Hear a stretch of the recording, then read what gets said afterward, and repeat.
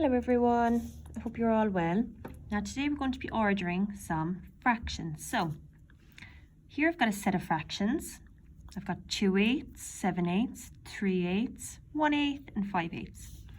I want to order these fractions from smallest to largest. Okay, so let's look at these set of fractions. Is it going to be easy or is it going to be difficult to order them? Now I think it's going to be quite simple because they all have the same denominator, don't they? They're all in eighths. So it's going to be very easy to order them. So I've got 8 equal parts in each fraction. Now, which is going to be the smallest? I think 1/8 is going to be the smallest. 1/8.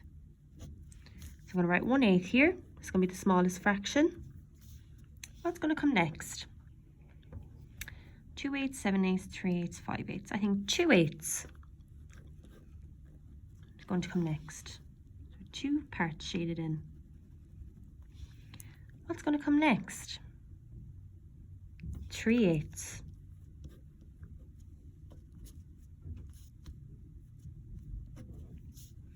So 3/8, I've got 3 parts shaded in.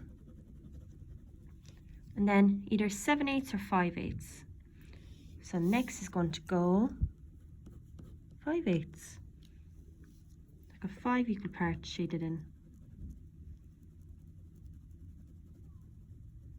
Super. And the last one left over is 7/8. So 7/8 is the largest. So 1/8, 2/8, 3/8, 5/8, 7/8. Very easy. Right, next one. I'm going to order more fractions. So here we've got 1/6, 1/3, 9/12, 5/6 and 2/3. So I want to order these from smallest to largest again. Now, what is different about these fractions compared to the last ones? What do you notice? Is it going to be as easy? Now, I think it's going to be a little bit harder because all the denominators are different, aren't they? They're not speaking the same language. We've got 6, 1/3 and 1/12 going on here. So, what do you think I could do that could help me to order them more easily? If I can't order them just like this, it's not going to be as easy. So, we're going to find a common denominator, aren't we? Because what do you notice about the denominators here? 6, 3 and 12, they're all kind of related to each other, aren't they? 12 is a multiple of 6 and 3. So 3 times 4 gives me 12, 6 times 2 gives me 12. So let's change these fractions here to 12ths. So we'll make it nice and easy for ourselves. So 12ths, 12ths, 12ths, 12ths, and 12ths. Right. So 1/6 is how many 12ths? So I'm going to multiply the 6 by what number? Give me 12. I'm going to multiply by 2. So 6 by 2 gives me 12. Whatever I do to the bottom, I do to the top as well. So 1 multiplied by 2 gives me 2. So 2 12ths. Okay, 1/3. 1/3 multiplied by 4 gives me 12. Whatever I do to the bottom, I do to the top. So 1 multiplied by 4 is 4. 9/12 is already in 12ths, so that doesn't have to be changed. 5/6 is how many 12ths? So 6 multiplied by what number? Gives me 12. It's multiplied by 2. And I'm also going to multiply 5 by 2. So 5 by 2 gives me 10. So 5/6 is 10/12. 2/3 is going to be 3 multiplied by 4 gives me 12. That means 2 multiplied by 4 is 8. So they're all in 12ths now because I found the equivalent fractions. So now we can order these fractions easily. So smallest, which is the smallest? 2 12s, 4 12s, 9 12s, 10 12s, 8 12s. So this is going to be the smallest, isn't it? 2 12s. which is 1/6. So remember to rewrite down the original fraction when you're ordering. So 1/6 is the smallest. What's going to be next? 4/12, 9/12, 10/12, 8/12.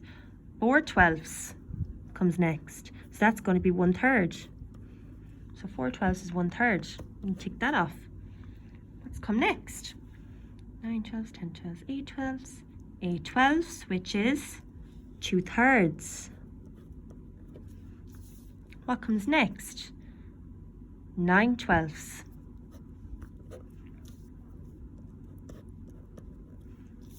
And then lastly, the largest fraction, 10/12, which is 5/6. Okay, so see what I did there? So I found the common denominator between all of them, made sure that they were speaking the same language, that they had the same denominator. Okay, so the smallest fraction was 1/6, the largest fraction was 5/6. Okay, right, let's do one more. So which fraction is the odd one out? So we've got 9/10, 5/7, 3/5, and 7/20. So now, what is the odd one out? What is not right about these set of fractions? 9/10, 5/7, 3/5, 7/20. Go look at the denominators. So we've got tenths, sevenths, fifths, and 20ths. This has to be the odd one out, isn't it? Because 10, 5, and 20, they're kind of related to each other, aren't they? Because 20 is a multiple of 10 and 5. And 5 is a factor of 10 and 20 as well, same as 10. So they're all linked in the times tables. And 7 is not in any of these times tables. It's not a multiple. 5, 20, and 10, they're all multiples of each other. But 7 is not, so it definitely is the odd one out. We cannot change that into a common denominator if you wanted to. So that has to be the odd one out. So we'll get rid of that. So we're left with 9/10, 3/5, 7/20. So what do you think I'm going to do here? I want to order these fractions again from smallest to largest. It's just like we did previously. As these are all multiples of each other, we can find a common denominator, can't we? What do you think the common denominator is going to be? What are we going to choose so that they're all speaking the same language? I think we're going to go with 20. What do you think? We'll pick the largest denominator. So we're going to change all these to 20ths. So 9/10 is how many 20ths? So 10 multiplied by 2 gives me 20. So whatever I do to the bottom, I do to the top as well. So 9 multiplied by 2 gives me 18/20. 3/5. So 5 multiplied by what number gives me 20? 5 multiplied by 4 gives me 20. That tells me 3 multiplied by 4, because whatever I do to the bottom, I do to the top. 3 by 4 gives me 12/20. And then 7/20. It's already in 20ths, so we're going to leave it at 7/20. Right, so let's order these three fractions from smallest to largest. So 18/20, 12/20, 7/20. So 7/20 is the smallest. So we'll take that off. 12/20 or 18/20. What's going to come next? So 12/20 is going to come next, and that is 3/5. And then we're left with 18/20, and that is 9/10. So 7/20 is the smallest fraction, 9/10 is the largest. Remember to find a common denominator if they're not all the same. Okay, bye for now.